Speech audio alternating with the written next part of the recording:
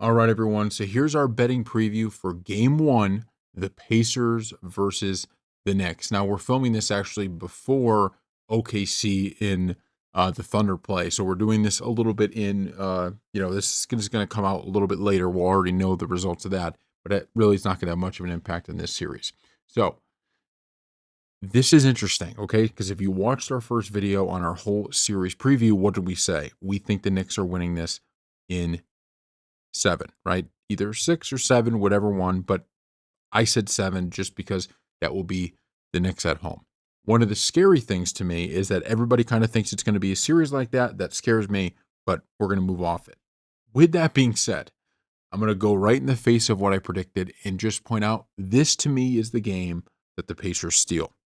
The Knicks are coming off a battle with the Boston Celtics. The Celtics dealt with some injuries, but the Knicks had multiple 20-point comebacks. They had to, even if the series it's weird because the series felt lopsided in both directions. Watching it, I felt like the Celtics dominated the first four games, and yet they were down 3-1 after four. So the series feels lopsided because the Knicks, they technically dominated it. It kind of felt dominated by the Celtics because they were leading for so often in the series, but the Knicks ended up winning, right? And so because of that, it's one of those weird things where the series was dominated by the Knicks, but it wasn't an easy series, right? They still had to really grind out some wins. When we look here at this Pacers team, they were sitting at home. And I think that is something that could hurt them. But I think the Knicks walk in after all that battle. You're going up against, the number 2 seed in the East, but also the team that really I think is viewed as the number 1 seed in the East and the team to beat because they won the championship last year. Now you get home in front of your home fans, all the excitement, everything. This feels like a game the Pacers hang around, hang around, and then they end up stealing it late. This just feels like that to me.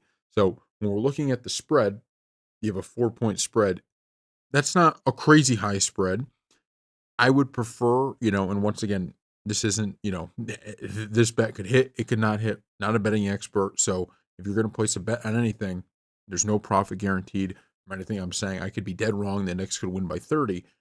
I would probably lay in the money line. I think this is where the Pacers come in. They catch the Knicks off guard and they steal one early. It just, even though I think the Knicks are going to win the series, just feels like this is how a series like this would go, where game one completely flips. The Pacers win it. Everybody's kind of down in the Knicks. Then the Knicks are able to win, steal one in the Pacers. They win the next one and steal one in the Pacers thing, reset the series. I just find that to be the case. But let's take a look at some of the other things we got in terms of props. So these are first point scores. Yeah, I mean, I don't really know here. Obviously, take your pick, but that's one thing. It's pretty interesting to me. Halliburton's at plus 1,000. Maybe he gets one early. That's something I would look at. Josh Hart plus 1,000. Something like this. I would definitely be looking down here for points. This is a weird series, okay? Because both of these teams have really big names, and you just don't know which night one of them is going to go off. I don't hate, Mitchell Robinson. You see his number is so low. If you could pick the right game for him, maybe if he gets a few offensive rebounds, a few putbacks, if Cat's in foul trouble, if you pick the right game, I don't hate this. Same with TJ McConnell and Miles McBride. These three down here, they have such low numbers, right? These are so low. Actually, well, I mean, I would really put this as kind of where you would be. If you pick the right game, I think there's definitely value on these guys. Obviously, with the guys up here, I would say, is there going to be a game where Brunson really has a game? Is there going to be a game where Tyrese Halliburton, he's at 18, but is there a game that he really has a game? I would keep your eye on any of these big ones as you're watching the series. I probably wouldn't put one in for game one just because you kind of want to see how the series is going. But here, a look at the odds. So for the 3-pointers, once again, if you think if you think it's going to be one of the big games, there's tons of cool odds here for you to go with Miles McBride. I mean, you're looking at plus money. When he has a good game, this isn't out of the question, hitting 2 threes, hitting 3 threes, but it's got to be a good game. Josh Hart's another one.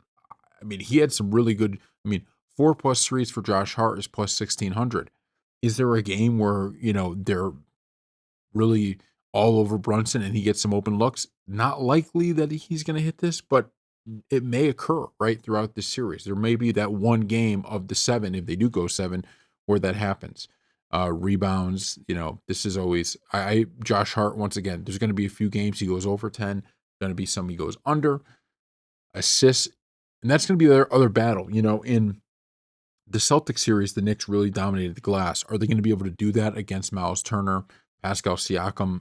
That's yet to be seen. It's something to keep your eye on. Assists, double doubles. I mean, Halliburton's a plus 100 to get a double double. Josh Hart's plus 125. So these first 3, they're basically telling you we kind of expect that they're going to get a double double at some point during this series, right? These two. I don't hate, to me, if I'm looking Pascal, I don't hate that. If he's helping out rebounding, the 10 points is the easy part. The rebounds are going to be the hard part, right? That's where it's going to come in and be kind of an issue.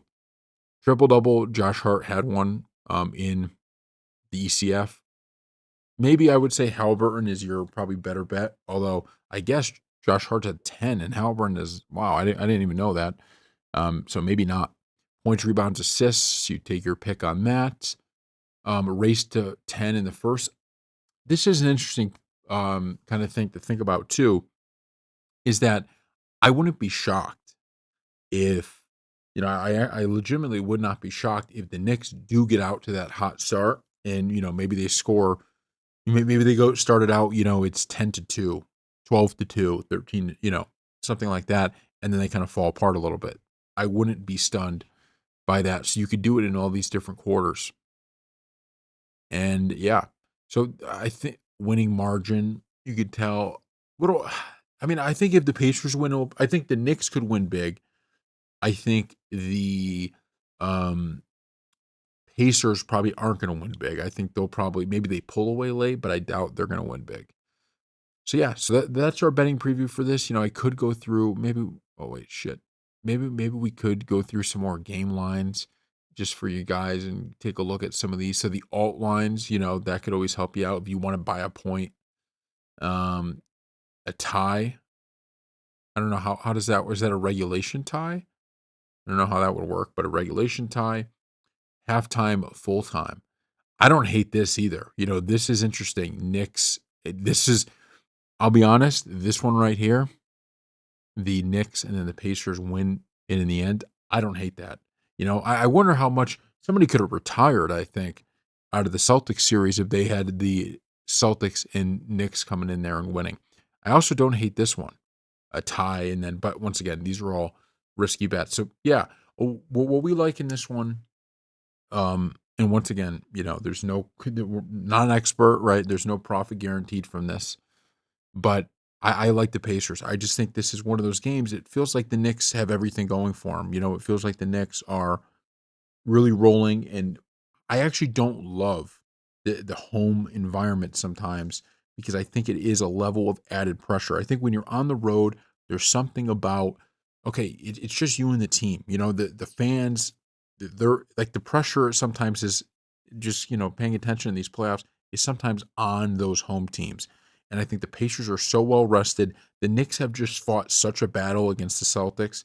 And once again, it's kind of one of those weird things where even though it felt like kind of a blowout series, it also wasn't really a blowout series because the Celtics were up for so long. Like the injury to Tatum kind of deflated the whole thing. But if you the Knicks just played a really, really tough series to get here. The Pacers, they were able to handle their business a little bit sooner. So sometimes that rest can hurt you, but I just wonder if there's just going to be a slight letdown, right? Maybe the Knicks just don't shoot the ball all that well. Maybe that attention to detail isn't there. Maybe the pressure of that first game at home gets to them. And we are getting 4 points. So if the Pacers just keep it close, that would cover. So thank you all for watching, and we'll see you next time.